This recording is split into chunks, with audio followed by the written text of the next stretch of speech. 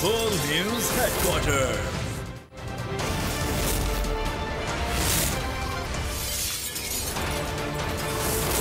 Full News Headquarters. अस्सलामुअलैकुम। बोल news के साथ मैं हूं अफशीन कुरैशी। मैं हूं सहर फातिमा। हेडलाइंस आपने जानी। बुलेटिन में आज बात करेंगे आर्मी चीफ मुआशी इस्तेहकाम के जामिन। IMF कैसे मानेगा शुगर माफिया। नौकरी का झांसा, दरिंदगी का झांसा। दिल दहला देने वाली दास्तान। और जंग 65 जुर्रत बहादुरी की मिसाल। बुलेटिन का आगाज करेंगे। आर्मी चीफ पाकिस्तान के मौशी इस्तेहकाम के जामिन बन गए। कराची और लाहौर के ताजरों और सनतकारों से मुलाकात में बरादरी के खदशात दूर कर दिए। मुल्क में $100 अरब से ज़ायद की सरमायाकारी के मौक़ों पर ब्रीफ किया। मुल्की और गैर मुल्की सरमायाकारी के लिए ताजरों और सनतकारों ने सिपहसालार को हर मुमकिन ताउन का यकीन दिलाया। SIFC के अखराज व मकासद, ज़राअत, मादनियात, इंफॉर्मेशन टेक्नोलॉजी और दिफाई सनत में मौजूद सरमायाकारी के मौक़ों पर भी ब्रीफ किया। ताजिर रहनुमाओं के मुताबिक IMF के मौजूदा प्रोग्राम को आर्मी चीफ पाकिस्तान का आखिरी IMF प्रोग्राम बनाने के लिए मुतहरिक हैं। मुआशी मुश्किलात से निजात। पाक फौज ने एक और महाज संभाल लिया। सिपा सालार से मुलाकात के बाद ताजिरों और सनतकारों के खदशात दूर हो गए। नए कारोबार और सरमायाकारी पर ताजिर और सनतकार आमादा हो गए। Army chief general Syed Asim Munir ने मुल्क में मौजूदा सरमायाकारी के मौक़ों पर बातचीत खुशगवार माहौल में की। साबिक सदर FPCCI अंजुम निसार ने मुलाकात को मुल्क में ताजिरों के एतमाद की बहाली की जानिब बड़ा कदम करार दे दिया। एतमाद की बात कर रहे थे, बिजनेस कम्युनिटी को कह रहे थे कि आप अपने इकोनॉमी पर यकीन करें। डॉलरों की तरफ जो भाग रहे हैं इस तरफ ना भागें। अंजुम निसार साबिक सदर FPCCI हैं। कराची के मारूफ ताजिर रहनुमा जुबैर मोतीवाला और लाहौर चैम्बर ऑफ कॉमर्स के सदर काशिफ अनवर ने आर्मी चीफ से मुलाकात को खुशआइंद करार दिया। कहा सिपा सालार ने ताजिरों के सवालों का इत्मीनान बख्श जवाब दिया। ऐसा लगता है कि वो होमवर्क करके आए थे। आर्मी चीफ ने सरमायाकारी में आसानी की यकीन दहानी कराई। एक जो है ना सबसे बड़ा जो इम्पैक्ट हमें नजर आया ना कल की सैटरडे वाली मीटिंग का, उसमें एक मैं समझता हूँ कि बहुत एक खुशगवार हवा का झोंका था। जो ना ये जो उन्होंने बातें की हैं, अगर इसमें से 50% हो जाए तो पाकिस्तान के जितने दर्द हैं वो खत्म हो जाए। ताजिरों और सनतकारों का कहना था कि आर्मी चीफ ने मुल्क में मौजूद मादनी वसाइल और सरमायाकारी के मौक़ों पर ब्रीफ किया। ताजिरों के मसाइल को तरजीही बुनियादों पर हल करने की यकीन दहानी भी करवाई और तहम्मुल से मसाइल सुने। मुल्क को करप्शन और बदनवानी से निजात दिलाने और स्मगलिंग के फौरी खात्मे के लिए जामे मनसूबाबंदी भी सिपा सालार ने पेश की। सरमायाकारी से मुतालिक इक़दामात को तेज़ी से आगे बढ़ाने का अमल जारी है। खुसूसी सरमायाकारी सहूलत काउंसिल मुतहरिक वज़ीर तरक्की और मनसूबाबंदी की ज़ेर सदारत SIFC की एग्जीक्यूटिव कमेटी का चौथा इजलास हुआ, जिसमें नेशनल कोऑर्डिनेटर, मुतालिका वफाक़ी और सूबाई वुज़रा ने शिरकत की। सरमायाकारी के माहौल को बेहतर बनाने पर गौर किया गया। मुतालिका वजारतों ने मुख्तलिफ पहलुओं पर पेशरफ्त का जायज़ा पेश किया। कमेटी ने SIFC की जारी आउटरीच हिकमत अमली पर इजहार इत्मीनान किया। हिदायत की कि बैरून मुल्क कारोबारी बरादरी और मिशंस की शमूलियत के अमल को आगे बढ़ाया जाए। इजलास में सरमायाकारों के लिए वीज़े की सहूलत फराहमी के लिए भी गौर किया गया। मुल्क में सरमायाकारी के इको सिस्टम को मज़ीद बेहतर बनाने के लिए इक़दामात की सिफारिश भी की गई।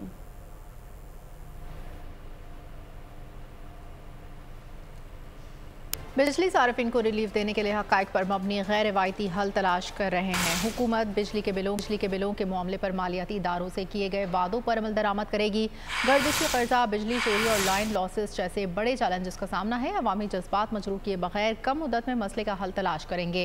निगरान वज़ीर आज़म अनवारुल हक काकड़ ने मीडिया के नुमाइंदों से गुफ्तगू करते हुए कहा कि खुसूसी सरमायाकारी सहूलत कौंसिल के जरिए हिकमत अमली मुरतब की है। मुआशी बहाली और सरमायाकारी के हुसूल पर तवज्जो मरकूज रहेगी। उनका मज़ीद कहना था आम इंतख़ाबात के जल्द इनेकाद के लिए भरपूर मुआवनत करेंगे। और यहाँ आपको बताएंगे हुकूमत की आवाम को बिजली बिलों में रिलीफ देने की कोशिशें, IMF और पाकिस्तान के दरमियान रिलीफ प्लान पर इत्तेफाक ना हो सका। IMF ने निगरान हुकूमत का रिलीफ प्लान रद्द कर दिया। पाकिस्तान ने प्लान में बताया था कि बिजली बिलों में रिलीफ से 6.5 अरब रुपए से कम का असर पड़ेगा। IMF ने प्लान मुस्तरद करते हुए 15 अरब रुपए से ज़ायद का असर बताया। IMF ने 15 अरब की मालियाती गुंजाइश पूरी करने का प्लान भी मांग लिया। ज़राए वज़ारत ख़ज़ाना के मुताबिक IMF के साथ दोबारा प्लान शेयर किया जाना है, जिसके बायस ताख़ीर हो रही है। ज़राए के मुताबिक बिलों में रिलीफ देने के लिए बजट से आउट ना होने की IMF को यकीन दहानी करवाई गई है। बिलों को 4 माह में वसूल करने के लिए IMF से दरख्वास्त की गई है। बिलों की अक़सात में वसूली के प्लान पर IMF से दोबारा बात की जाएगी।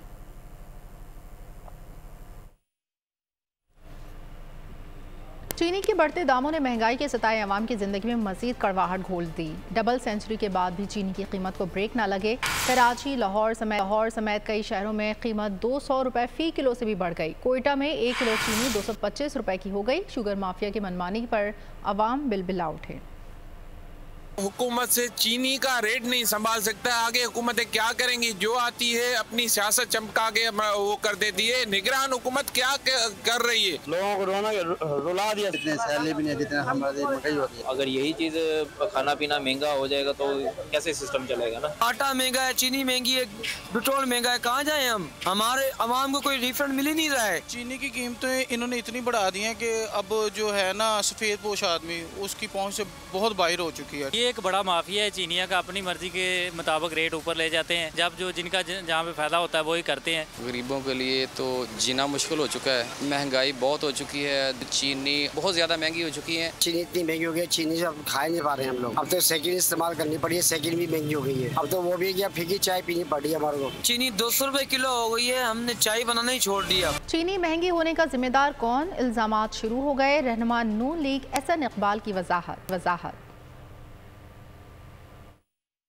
के अंदर क्या इंपोर्ट होना है, क्या एक्सपोर्ट होना है, इसकी बुनियादी जिम्मेदारी वजारत तिजारत के पास होती है। और जब भी किसी चीज की इंपोर्ट करने की या एक्सपोर्ट करने की इजाजत दरकार होती है तो वजारत तिजारत उसकी समरी तैयार करके ECC में और फिर कैबिनेट में पेश करती है। तो लिहाजा अगर ECC का फोरम कोई फैसला करता है, यकीनन वो फैसला आप इज्तिमाई एक फोरम का फैसला कह सकते हैं, लेकिन वो फोरम अजखुद कोई फैसला नहीं करता। उसमें एक स्पॉन्सरिंग मिनिस्ट्री होती है। हर केस की रूल्स ऑफ बिजनेस के मुताबिक जो कंसर्न मिनिस्ट्री होती है वही अपना केस लेकर आती है और वही उसकी जस्टिफिकेशन देती है। तो कंसर्न मिनिस्ट्री है वो अपनी जिम्मेदारी से बरील जिम्मा नहीं होती। ECC में इस पे डिस्कशन होता है और काबीना उसको इंडोर्स करती है, तो कोई एक वजारत नहीं ये फैसला करती। लेकिन हैविंग सेड दैट, बात सारी ये है कि हमें उसको मेरिट पे देखना है कि आया फैसला सही था या नहीं सही था। मुल्क में जब आपके पास किसी चीज की भी ओवर प्रोडक्शन हो, आपके पास सरप्लस हो, तो आप उससे ज़र मुबादला कमाते हैं और आप एक्सपोर्ट्स करते हैं। और जहाँ शॉर्टेज होती है तो आप इंपोर्ट करते हैं। जिन्हें मुआशरे को बेहतर बनाना था वो किरदार बदकिरदारी की मिसाल बन गए। कराची के निजी स्कूल के प्रिंसिपल ने बेशर्मी की तमाम हदें पार कर दी। दरसगाह को ही बेहयाई के अड्डे में तब्दील कर दिया। रंगीन मिजाज प्रिंसिपल की वीडियो सामने आने पर शहरी गुस्से से लाल और इंतजामिया हरकत में आ गई है। वजारत तालीम ने इंक्वायरी शुरू कर दी। वजीर दाखिला ब्रिगेडियर रिटायर्ड हारिस नवाज से IG सिंध से वाक़े की मुकम्मल रिपोर्ट तलब कर दी। मुकद्दस दरसगाह में मकरू कारोबार, मौल्लिम के भेस में छुपा एक और भेड़िया सामने। कराची के इलाके गुलशन हदीद के स्कूल के प्रिंसिपल ने दरसगाह को हविस मिटाने का अड्डा बना दिया। वीडियो सामने आई तो आवाम का गुस्सा इंतहा को छू गया। इस तरह की अगर मैनेजमेंट होगी और इस तरह का माहौल होगा, एनवायरनमेंट होगी, तो बच्चों पे ज्यादा इम्पैक्ट पड़ेगा। वीडियोज ही बन रही थी, इसका मतलब ये इसने एक किस्म का लपादा उड़ा हुआ था इस स्कूल के हवाले से कि जी मैं प्रिंसिपल हूँ और स्कूल बनाया था। उसके अंदर ओवरऑल ये यही काम करता था। SHO ने यहाँ पे मौजूद था और उसके बाद उस लड़के को अगवा किया गया। उस दौरान में यहाँ से DVR भी निकाल लिया। कल जब 15 आई तो उन्होंने यहाँ पे आके सर्च किया तो वहाँ DVR भी गायब था। वजारत तालीम सिंध ने वाक़े का फौरी नोटिस लिया। 4 रुकनी तहकीकाती कमेटी स्कूल का दौरा करके दूध का दूध पानी का पानी करेगी। ये स्कूल अनरजिस्टर्ड है और ये रिसेंटली 6-7 माह पहले खुला है। अगर स्कूल रजिस्टर्ड होता है तो हम उनकी रजिस्ट्रेशन मनसूख करते हैं और वो जो फैक्ट्स होती है उनको वेरीफाई करने के लिए एक कमेटी कॉन्स्टिट्यूट करते हैं। सेक्रेटरी एजुकेशन और मिनिस्टर एजुकेशन वो इनिशिएट करते हैं। निगरां वजीर दाखिला सिंध हारिस नवाज ने फौरी तौर पर IG सिंध रफत मुख्तार से रिपोर्ट तलब कर ली। फौरी तहकीकात के बाद मुल्जिमान को करार वाकई सजा देने का हुक्म दे दिया। वो भी गलत बात करेगा, चाहे वो प्रिंसिपल हो या कोई गवर्नमेंट ऑफिसर हो या फिर पॉलिटिशियन हो या कोई भी हो, कोई भी माफ़ी नहीं और वो बिल्कुल इंसाफ के तकाज़ों के मुताबिक उनको सजा दी जाएगी। इस चीज़ को टैकल करने के लिए हमने एक कमेटी बनाई है जिसमें न सिर्फ हमारे DSP साहब शामिल हैं, हमारे SHO शामिल हैं, बल्कि उसमें हमने एक खातून इंस्पेक्टर को भी रखा है ताकि वो जो भी विक्टिम ख़वातीन हैं और उनको हौसला भी दें ताकि वो अपनी स्टेटमेंट्स रिकॉर्ड करा सकें। स्कूल की इमारत को सील करने के लिए वजीर तालीम सिंध की हिदायत पर डिप्टी कमिश्नर मलीर को खत लिख दिया गया। स्कूल प्रिंसिपल इरफान गफूर मेमन ने एतराफ़ जुर्म कर लिया। कहा कि वीडियोस इसकी हैं लेकिन उसने किसी टीचर या स्टाफ के साथ कुछ भी गलत नहीं किया। वीडियोस के ज़रिए से ब्लैकमेल किया जा रहा था। 10 लाख रुपए भी ब्लैकमेलर को दिए। एक शख्स था वो मुझे फ़ोन पे तो वैसे मेरे पास पूरा डेटा पड़ा हुआ है उसका भी मैंने दे दिया वो भी कि वो कंटिन्यूसली ब्लैकमेल कर रहा था। कोई टीचर्स नहीं है, ना स्टाफ है, ना स्कूल का कोई बंदा है वहाँ से। ये क्लियर है, अल्हम्दुलिल्लाह वो बात क्लियर भी हो गई है, तो उसमें से कोई वो नहीं है। बाकी जो हैं जो भी हैं वो बाहर के हैं, मेरे अपने रेफरेंसेस हैं, ठीक है, और इसमें कोई भी इन्वॉल्वमेंट टीचर की, स्टाफ की या बच्चों की नहीं है। फिर मुझे जब रियलाइज़ हुआ जब शकील की एंट्री हुई, शकील ने आके मुझे 10 लाख रुपये की डिमांड की।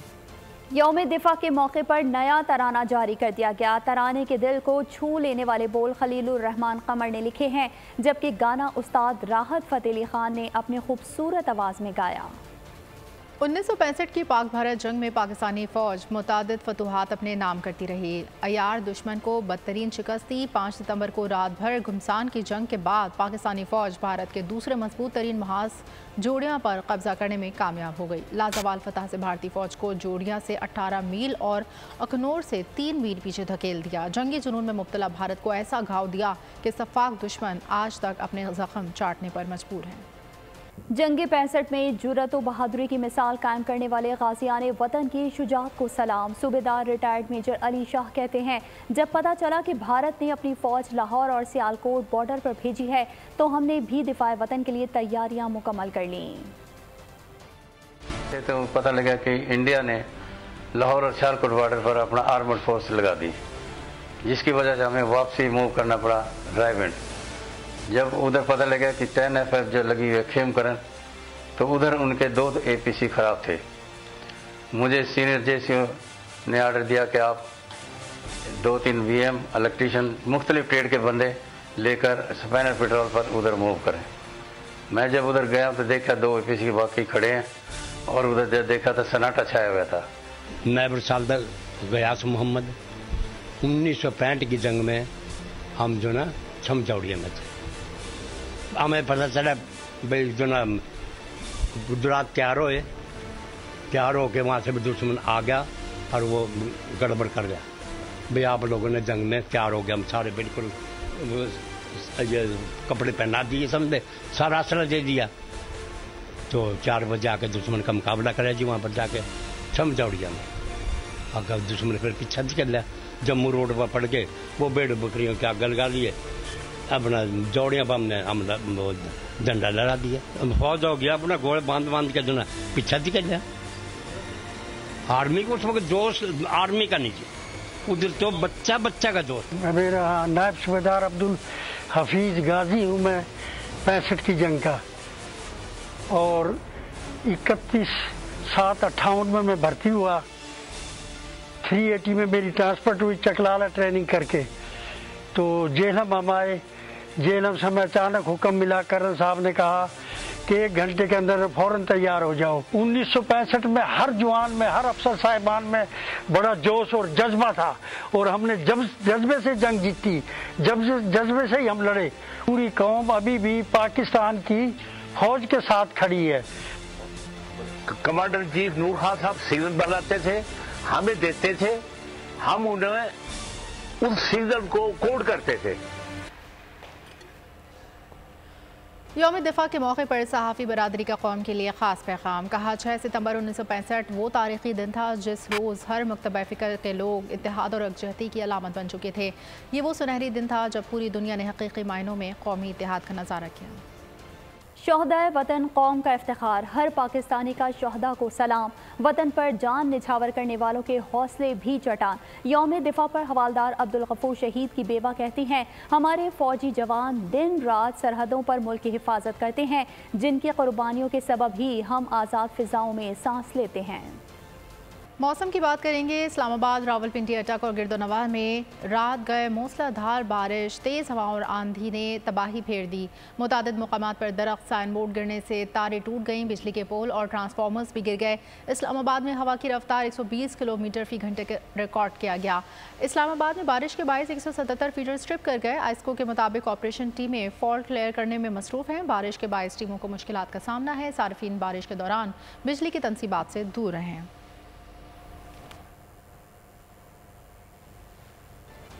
खबर शामिल करेंगे खेल के मैदान से। पाकिस्तान विमेंस टीम ने जनूबी अफ्रीका को 6 स्कोर से शिकस्त देकर T20 सीरीज अपने नाम कर ली है। कराची में पाकिस्तान और जनूबी अफ्रीका विमेंस टीम के दरमियान होने वाली T20 सीरीज के तीसरे और आखिरी मैच में जनूबी अफ्रीका विमेंस टीम ने टॉस जीतकर पहले फील्डिंग का फैसला किया। पाकिस्तान क्रिकेट बोर्ड का गवर्नर हाउस में भारतीय वफ्द के एजाज़ में शाया। BCCI के सदर रॉजर बनी, नायब सदर Rajeev Shukla, director BCCI Yudhvir Singh और सेक्रेटरी टू नायब सदर मोहम्मद अकरम, गवर्नर पंजाब अलीकुर Rahman, chairman PCB management committee Zaka Ashraf, Pakistan, Afghanistan, Sri Lanka और बांग्लादेश के खिलाड़ियों ने भी शिरकत की। गवर्नर पंजाब और चेयरमैन PCB ने वफ्द का इस्तकबाल किया। भारतीय बोर्ड के सदर की चेयरमैन PCB और कौमी टीम के खिलाड़ियों से भी मुलाकात। ज़का अशरफ ने कहा, क्रिकेट दोनों ममालिक की कुर्बत की वजह है। राजीव शुक्ला बोले, अवाम पाक भारत मैच सब काम काज छोड़कर दिखते हैं। It's a game of love to spread love among the cricketing nations and unite them all. I was so excited today to welcome our BCCI officials who came here.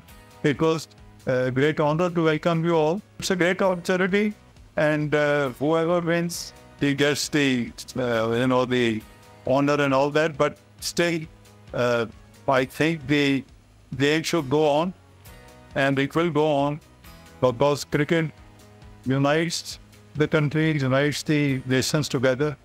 I found an opportunity in Asia Cup to visit Lahore once again. I have been here several times and I love this city. This is one thing which can, find people, which can bring people together. And the anchor lady was mentioning about Lahore. So, Janu, Lahore mein likhya the Germany. That's the actual Punjabi threat. Asia cup के 5वें match में भारत ने नेपाल को 10 विकेटों से शिकस्त देकर event से बाहर कर दिया है। श्रीलंका के शहर पालीकेले में होने वाली एशिया कप के 5वें वनडे मैच में भारत ने टॉस जीतकर पहले फील्डिंग का फैसला किया था। भारत की दावत पर पहले बैटिंग करते हुए नेपाल की पूरी टीम 48.2 ओवर्स में 230 रन बनाकर आउट हो गई। बारिश के बायस WL मेथड के तहत भारत को 23 ओवर्स में 145 रन का हदफ दिया गया था, जो भारत ने बगैर किसी नुकसान के 21वें ओवर में ही हासिल कर लिया। एशिया कप सुपर 4 मरहले के कोलंबो में शेड्यूल तमाम मैचेस हम्बनटोटा में होंगे। एशियन क्रिकेट काउंसिल और PCB ने कोलंबो से मैचेस मुंतकिल कर दिए। सुपर 4 मरहले में 10 सितंबर को पाकिस्तान और भारत का मैच होगा। एशिया कप का फाइनल भी हम्बनटोटा में खेला जाएगा। कोलंबो में लगातार बारिशों के बायस एशियन क्रिकेट काउंसिल ने सुपर 4 मरहले के मैचेस हम्बनटोटा मुंतकिल करने का फैसला किया। और अब बैनुल अक़वामी खबरों पर नजर डालते हैं।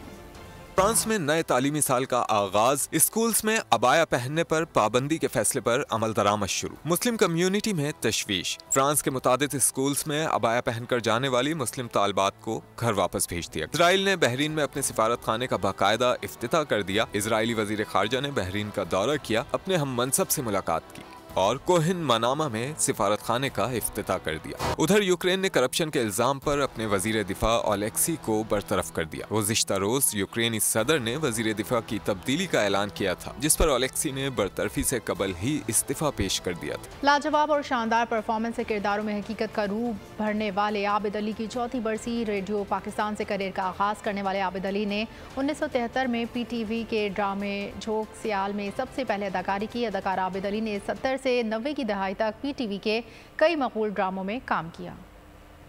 बुलेटिन के आखिर में खबर एंटरटेनमेंट की दुनिया से। जंग के बाद तबाहाल जापान को गॉडजिला की सूरत में एक नए खतरे का सामना है। मुल्क इस नामुमकिन सूरत हाल का कैसे मुकाबला करेगा? फिल्म गॉडजिला -1 का ट्रेलर जारी 1 नवंबर को रिलीज की जाएगी। और इसी के साथ बोल न्यूज़ हेडक्वार्टर से फिलहाल इतना ही। मजीद खबरों और अपडेट्स के लिए विजिट कीजिए हमारी वेबसाइट bolnews.com। देखते रहिए बोल न्यूज़। बोल न्यूज़ हेडक्वार्टर। अगर आपको ये वीडियो पसंद आई है तो हमारे चैनल को सब्सक्राइब कीजिए और बेल आइकन पर क्लिक कीजिए। सब्सक्राइब करें और बेल दबाएं ताकि कोई खबर रह न जाए।